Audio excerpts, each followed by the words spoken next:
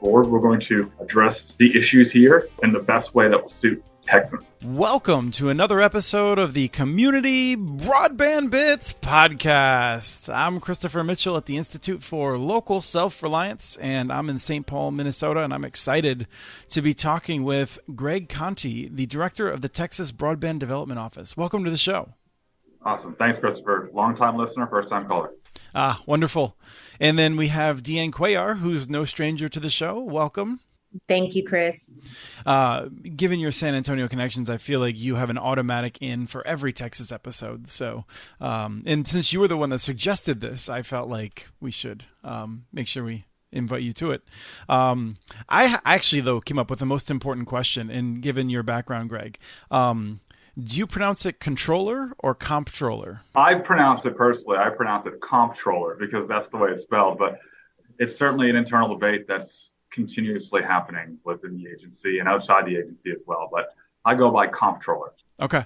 And for people who aren't familiar, we'll get into more broadband stuff, but just for your background, I always feel like it's a really important job and office. You worked in it or with it, and what do they do there? So Texas Comptroller is essentially the CFO of the state of Texas. Comptroller Hager wears many hats. He's a statewide elected official. He is, like I said, the CFO, money coming in, money coming out, the chief tax collector. He's also the chief procurement officer in the state, the treasurer. So we're doing a lot of things here in the state when it comes to just finance itself. Texas doesn't have a state property tax, but we have a property tax assistance group. We have a procurement group. We have a vast array of expertise in the Texas Comptroller's office. And to add to the portfolio, we now have the Texas Broadband office here in the Comptroller's office. And I think it's a helpful place to start because this is an office, and your background working with this and auditing and that sort of thing, you're familiar with all this and how the money comes in and out. And as we look at how different state offices staff up, I'm always curious about the background of the people. But for you, I feel like the amount of the money may be less intimidating, but the scale of the work is. And so I guess my second question then was, how scary is your job right now? As you're like one of the largest states, you do have a significant amount of money coming in. You've got challenges from the rural to the urban. Just tell me a little bit about how you think about all that. The Broadband Development Office, BDO, was created by HB 5 last legislative session. The state legislature, like I said, put BDO within the Comptroller's office. As of last year, I was managing our data analysis and transparency groups within the Comptroller's office. And during the legislative session, we did a bill analysis on HB 5. And one of the questions we always ask is, how many FTEs does this new initiative, require? For full-time equivalent employees. Full-time equivalent employees, yes. And I kind of looked at another guy in our office. I was like, I don't know. Let's just go with 5, right? 5 makes sense. That seems, they had a $5 million allocation to the office. 5 makes sense. Why not? Bill passes. Fast forward. I decided to raise my hand to volunteer to lead this office. We get the $5 million. We get the 5 FTE cap. You say, who came up with this number? Who's responsible for this? And then, ARPA passed. Well, then we get the ARPA funding, which is that 500.5 through the Coronavirus Capital Projects Fund. And I'm like, oh no, 500 million. What are we going to do with that now? And then as we're moving forward, then November happens.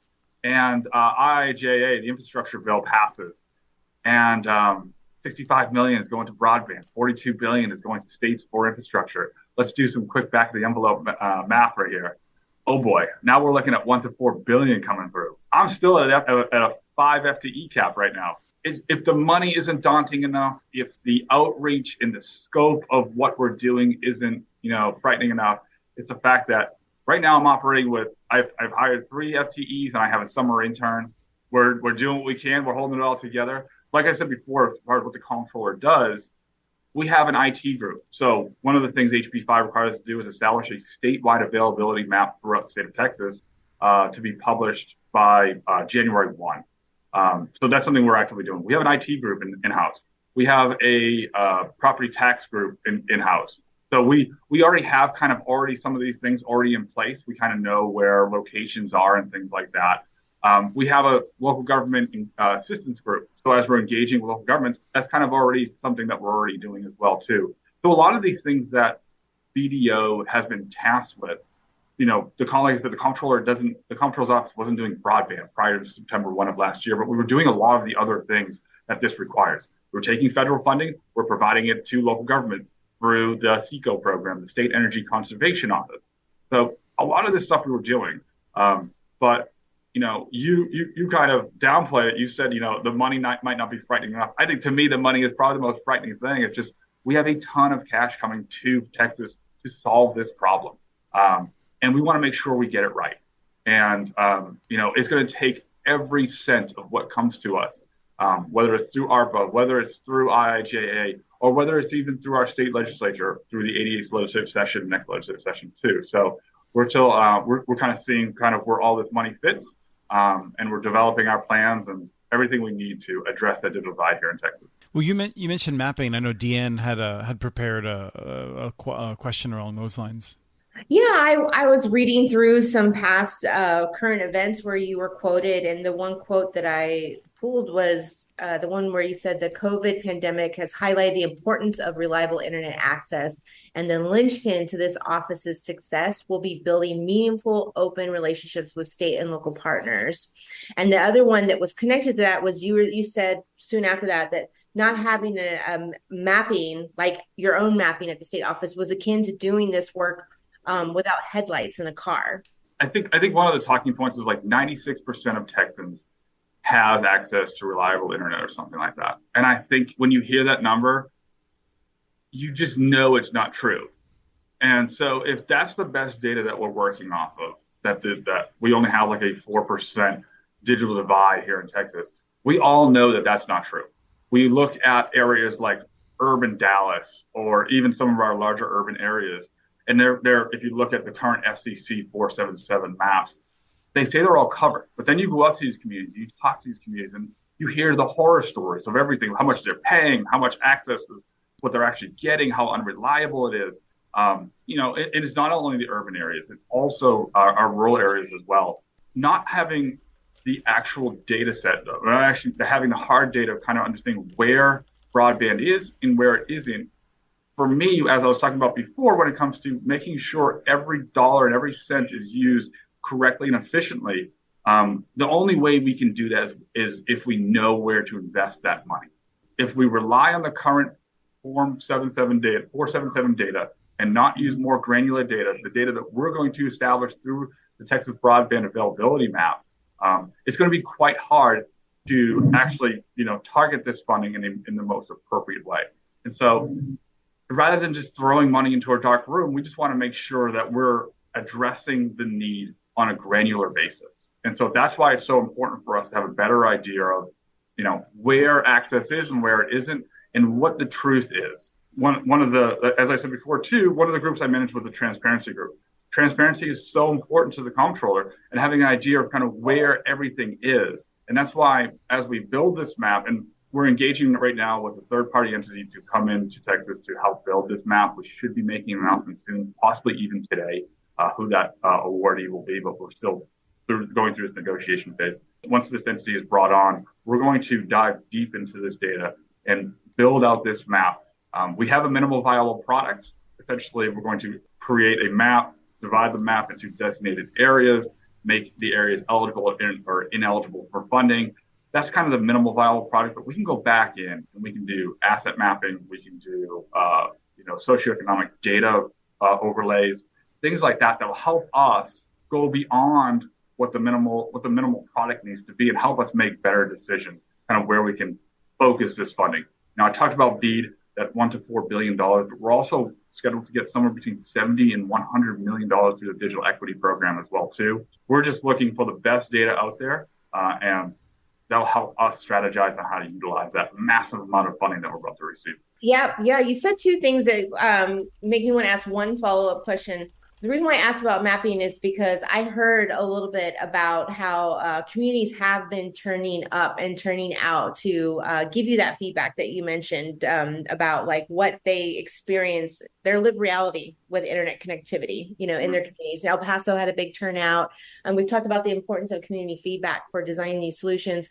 After just explaining what you said about mapping and the importance of it and what information is used, what do you say to local communities in this in Texas right now that might not be using enough mapping to draft RFPs to use federal funding? What advice do you have for them? What Dean was referring to there was back in March and April, as we developed the state's first broadband plan, the comptroller went out to 12 different locations throughout Texas, do essentially a listening tour, a public town hall to kind of go into these communities and learn more about their connectivity and readiness on that ground level for broadband connectivity. And we heard a lot of stories. We were in Amarillo, we were in Fort Worth, just all over the state of Texas, hearing all these different stories to help us better prepare as this funding comes online. What I would say to communities now who are using that mapping, not only for RFPs, but also just for as they develop their local broadband plans, that's something that they need to be doing. We had a conversation with a county in Texas just yesterday who hired a third-party contractor to come in, and they essentially did that. They built out a map to kind of know where broadband was and where it wasn't. Because we don't have that granular data yet on a state level, communities are now picking up that responsibility. They're either doing it on their own or they're contracting with a nonprofit or a for-profit entity to have a better idea to kind of shine light on where that digital divide is within their community. One of the stories I like to tell is when ARPA passed, that $500 million was allocated to BDO. We started getting a lot of phone calls from communities, particularly counties and municipalities, saying, "Hey, you got $500 million. We have bad internet. Give us our bag of cash so we can solve this problem." And it's saying, well, before we start throwing money at this problem, we're asking communities to begin doing that asset preparedness on the local level to kind of understand what the problem is and how it can be addressed and how much funding they need. If you go on our website, broadbandfortexas.com, we established a local community toolkit for communities who are kind of scratching their head on this and saying, where do I begin? What do I do? I know my residents, my county buildings, whatever, the schools, they have bad connectivity, and we need funding to address this issue. Where do we begin? And that's kind of the beginning steps to getting to that point of readiness for these communities. And as we build out our grant processes now, one of the things, because we're a new office, we're building the grant process from the ground up. And so we're establishing rules, we're establishing the application, scoring criteria, scoring evaluation.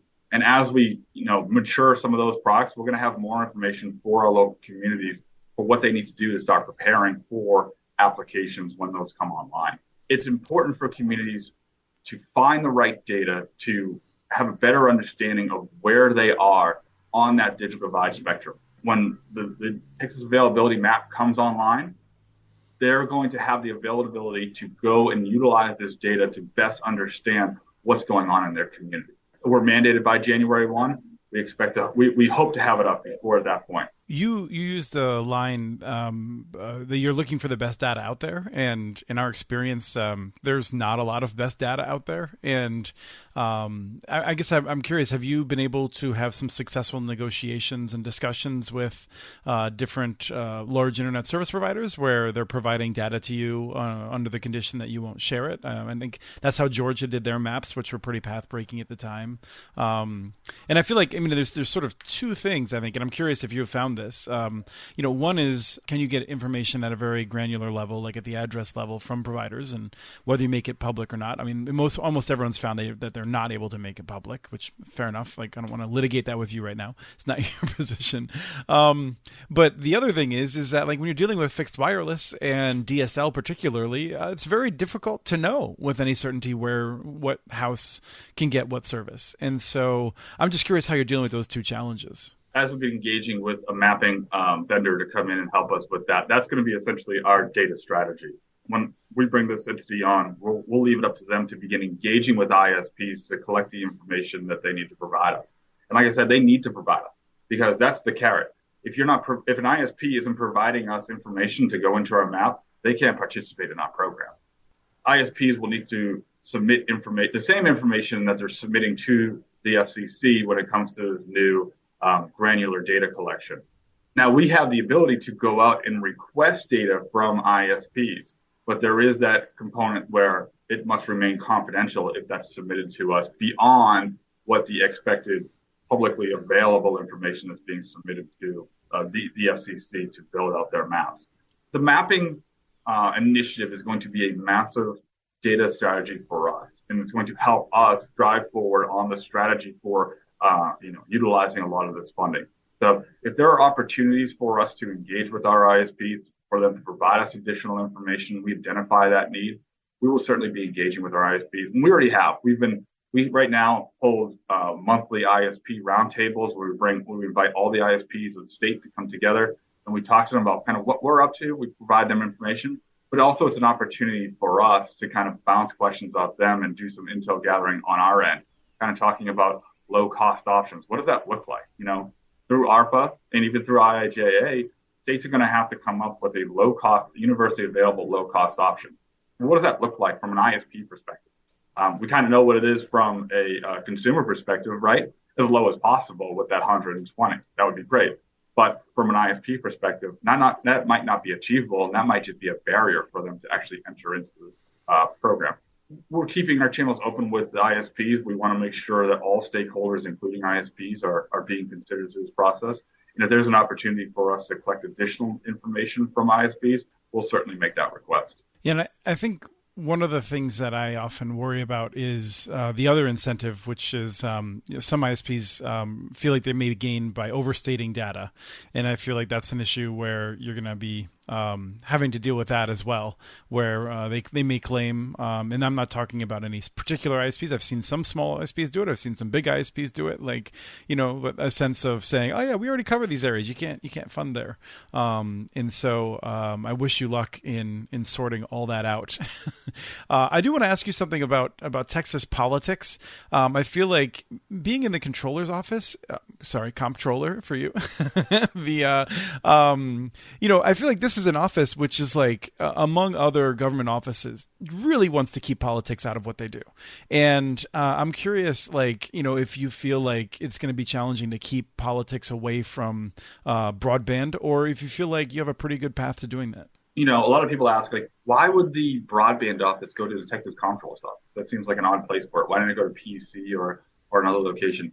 And I think, one of the reasons that it came to the Comptroller's office, because Comptroller Glenn Hager has such a great reputation across the state. Statewide elected official. He's admired by a lot of folks within the state legislature, but also, Texans themselves really have a high feeling for Comptroller Hager. That's one of Comptroller Hager's skills is he's not going to politicize this process. The goal is clear. Close the digital divide in Texas. Let's do that. Get out of our way. And let's do that in the best, most efficient way we can with the funding that we can. There will certainly be, and we've already experienced it, political pressures, whether it's not only, throughout the state, but also federally and even locally. There are certainly political pressures as far as how we're going to use the funding. We have the NTIA, NOFA for BEAD.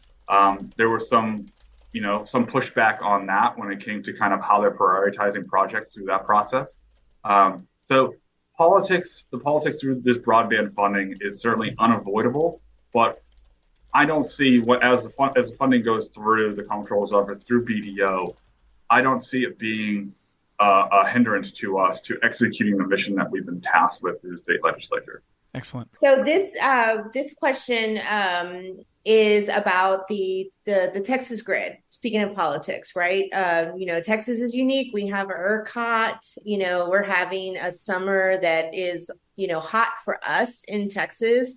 Do you think that we'll call it like the community building and the feedback and the problem solving around the grid is going to impact any of the conversations about closing the digital divide for your office or for the state?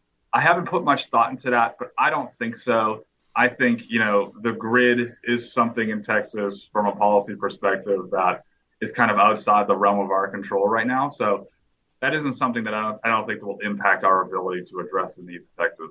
Yeah, I was curious. I was really curious about that. It was a question we were batting around among our team, in part because I do feel like, and I've written about how the problems that ERCOT has faced in the cold weather and the hot weather have led me, and actually some of the really great reporting that we've seen out of some Texas reporters about how many people change electric providers in that market for electricity. And it's gotten me thinking a lot about markets for infrastructure and how they work and this and that. And so I feel like there's work for scholars to dig into there more and to see what's going on. But the other piece of it is that I do feel like as we get higher speed services to people, and I would put it at around 100 megabits a second, I feel like reliability becomes more important to people than going to 200 megabits a second, right? Like at a certain threshold, people want more reliable connectivity rather than faster connectivity as a top metric. So anyway, I'm curious about something related to El Paso, and that's that I've gone to local broadband meetings where 3 people show up, and it's like super disheartening, and you kind of wonder, like, is this worth anyone's time? Like, is this really an issue here?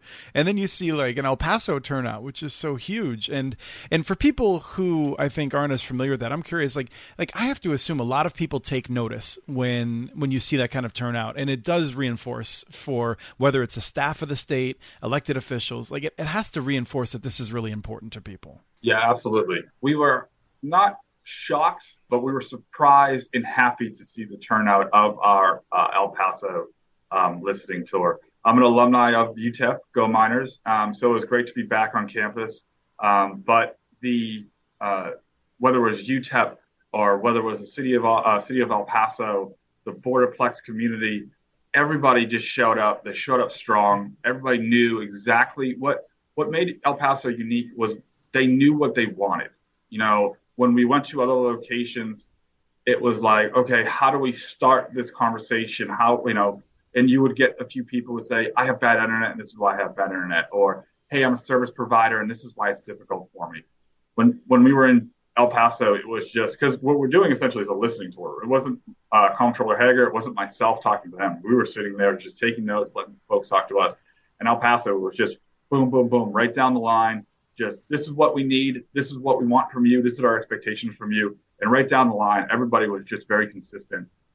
And so anybody from El Paso who's listening, message received. Thank you so much for showing up. It was a really great showing.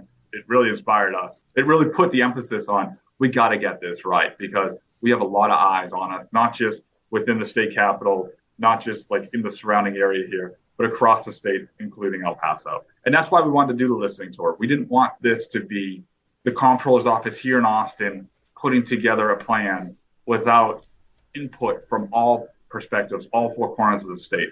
El Paso came out strong. So it was really great. The Texas legislature makes it harder for cities to build their own networks, and again, that's something that you don't have control over. And I don't want to spend a lot of time on that. I just want to note that a few cities have done stuff.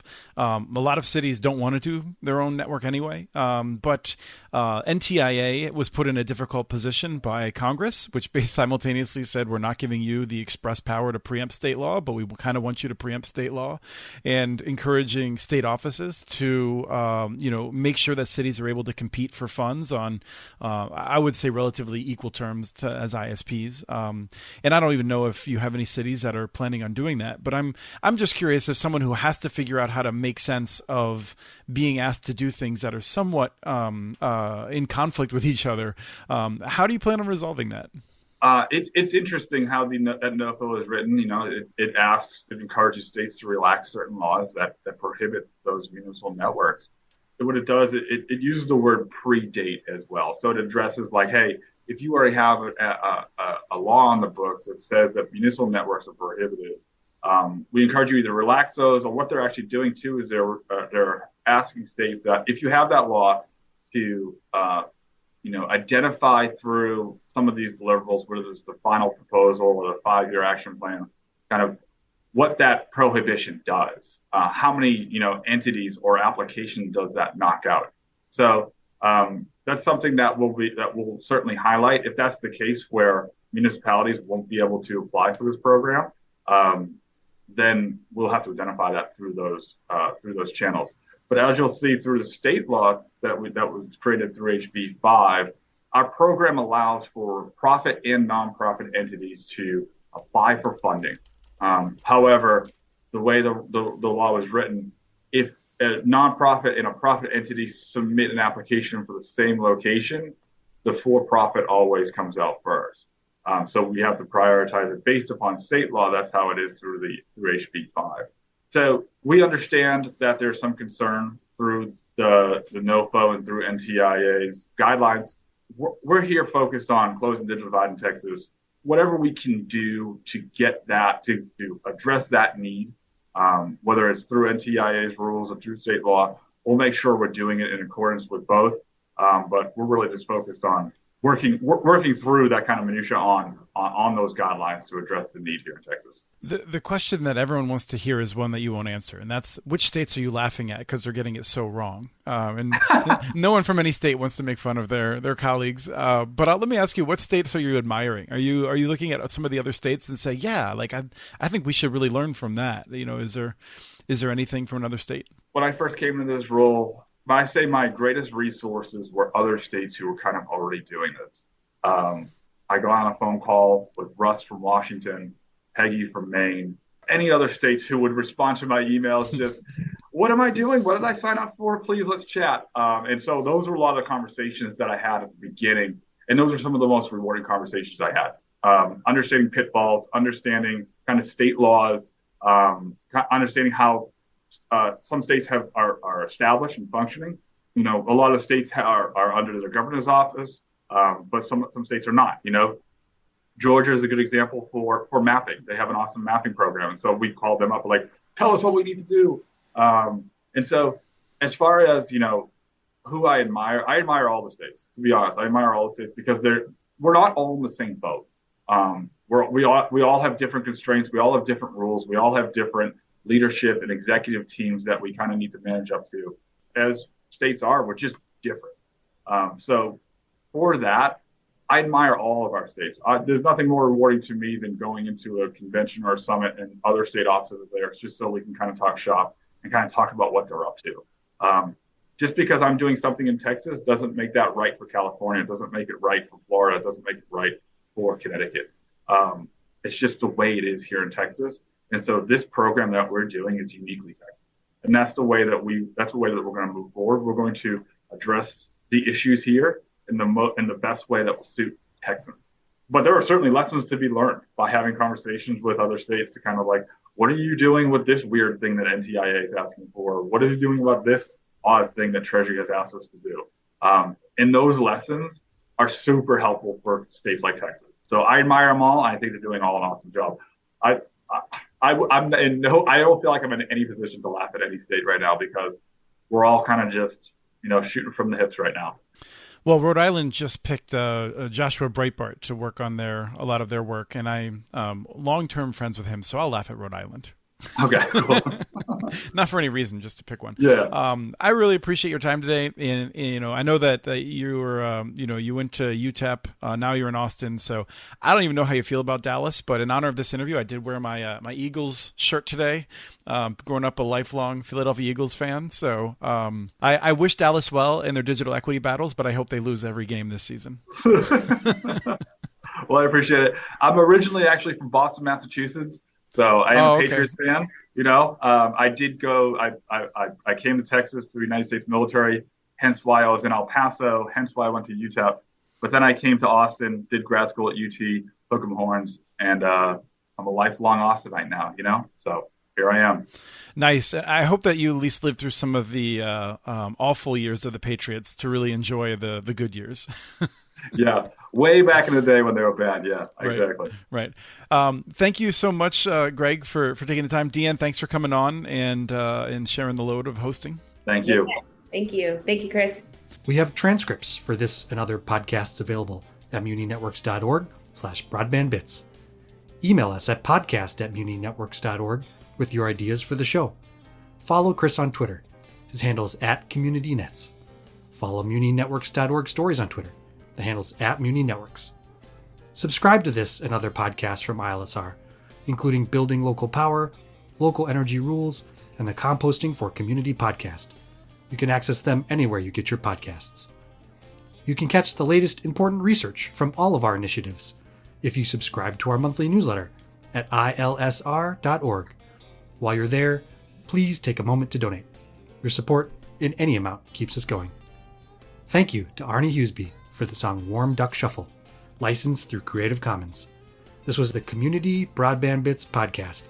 Thanks for listening.